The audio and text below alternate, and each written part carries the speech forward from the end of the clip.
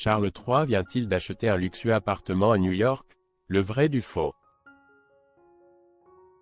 Le nom de Charles III apparaît sur des documents de l'achat d'un luxueux appartement au cœur de New York. Une nouvelle acquisition qui pose de nombreuses questions. Cette propriété va-t-elle vraiment servir au roi? On vous démêle le vrai du faux. Charles III souhaite-t-il se rapprocher du prince Harry en s'offrant un pied-à-terre de l'autre côté de l'Atlantique? C'est la question que tout le monde se pose. Et pour cause, le 11 juillet, The New York Post a révélé que le roi, atteint d'un cancer, figure sur les papiers d'achat d'un appartement en plein cœur de New York.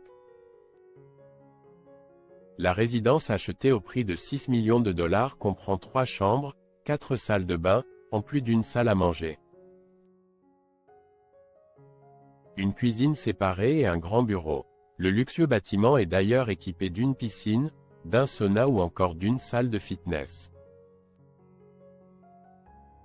Cependant, contre toute attente, le mari de Camilla Parker Bowles ne va pas profiter personnellement de cette acquisition. Comme le révèle le média américain, les registres indiquent que le nouveau propriétaire est Sa Majesté le Roi du Canada. Représenté par le ministre des Affaires étrangères. Cet appartement va en réalité servir de résidence officielle du Consulat général du Canada. Robert McCubbing, haut-commissaire au commerce et directeur du commerce et de l'investissement, qui a signé l'acte de vente du logement, a expliqué au New York Post que l'implication Charles III dans la transaction est une procédure normale. Car le roi est aussi chef d'État du Canada, le Canada étant une nation du Commonwealth britannique. Charles III. Pourquoi ces luxueuses voitures font couler de l'encre? D'autres biens appartenant à Charles III font couler beaucoup d'encre ces derniers jours. En effet, la BBC a révélé que le père des princes William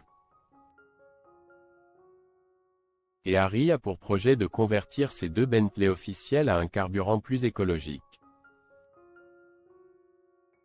Une mesure qui va permettre au mari Camilla Parker Bowles de réduire son empreinte carbone, avant de faire passer ces 2 véhicules à l'électrique. Il souhaite d'ailleurs transformer l'ensemble du parc automobile de l'institution royale au fonctionnement électrique. Une nouvelle ère s'annonce donc.